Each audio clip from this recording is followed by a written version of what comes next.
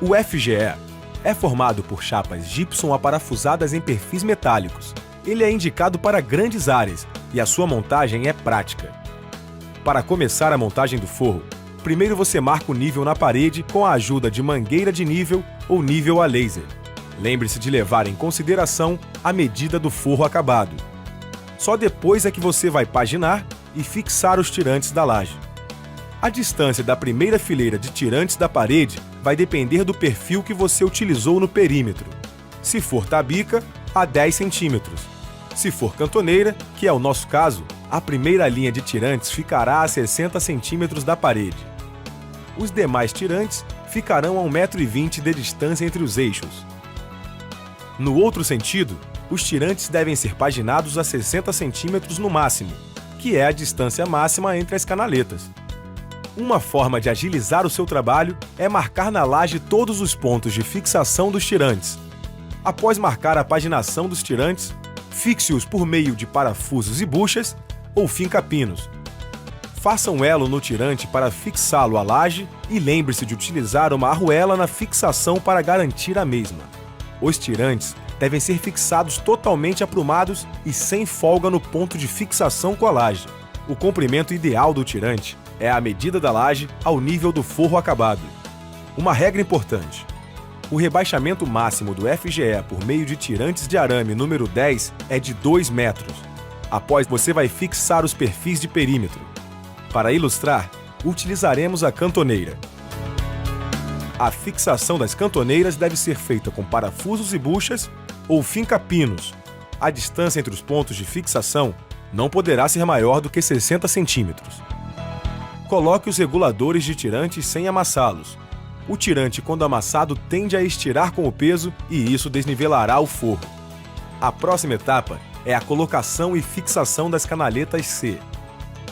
Apoie as canaletas nas cantoneiras e acople os reguladores. A fixação das canaletas nas estruturas do perímetro é feita com parafusos LA 9,5 mm. E uma dica importante: como as canaletas possuem 3 metros de comprimento, na maioria dos forros existe a necessidade de emendá-las. Veja como deve ser feito. Para unir as canaletas, utilize a união para canaletas fixando com 2 parafusos LA 9,5 mm em cada aba. Para desalinhar as emendas, corte parte das canaletas com 1,5 m. Na partida da paginação das canaletas, você vai usar as canaletas cortadas, intercalando com as inteiras, garantindo o desencontro das emendas. Após finalizar a fixação das canaletas, você vai nivelar o forro. Para facilitar o nivelamento do forro, use uma linha por baixo da estrutura na direção dos reguladores e faça o nivelamento. Você também pode utilizar o nível a laser. Após nivelar a estrutura, dobre os tirantes para garantir que o forro não perca o nível e os reguladores não soltem dos tirantes. Ao concluir o nivelamento, é a hora de fixar as chapas. É preciso ter cuidado também com a profundidade dos parafusos. A medida ideal é de cerca de 1 mm em relação à superfície. Uma dica: use sempre o limitador na parafusadeira. O parafuso que você vai usar no chapeamento é o TA 25 mm, se o forro tiver só uma camada de chapa. Atenção! Quando o forro receber mais de uma camada de chapas, o espaçamento entre o parafuso da primeira camada pode ser de 60 centímetros.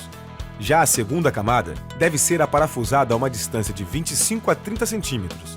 Neste caso, o parafuso indicado para a primeira camada é o TA de 25 mm e o TA de 35 mm para a segunda. As juntas formadas pelos topos das chapas devem ser desencontradas, intercalando as chapas. Após o chapeamento, basta realizar o acabamento.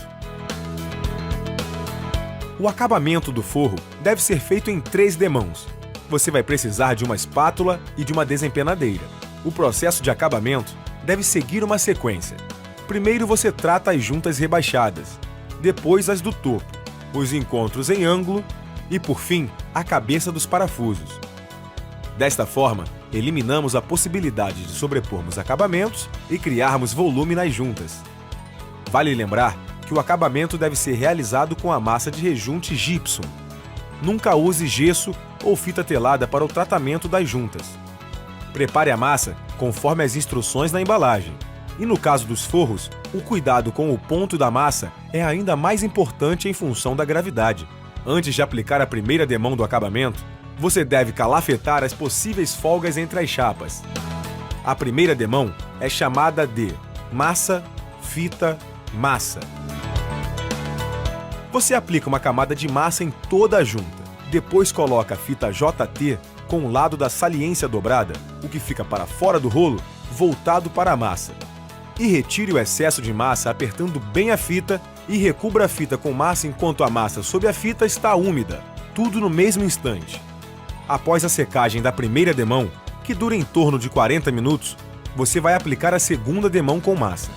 Dependendo do nível da junta, pode ser necessária uma terceira demão de massa.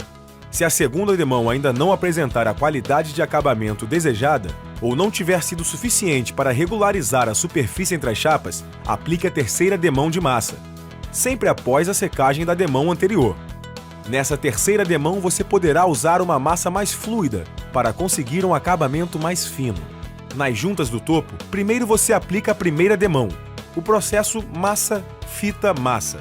É importante retirar bem o excesso da massa, pressionando bem a espátula ou a desempenadeira.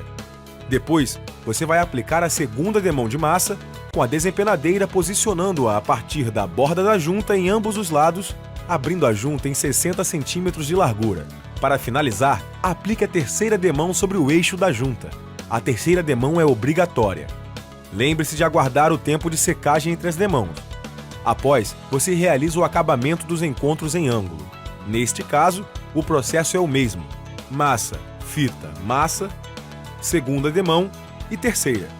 Depois basta recobrir os parafusos com 2 demãos de massa. Pronto, finalizamos o nosso forro. Agora é só realizar o processo de pintura.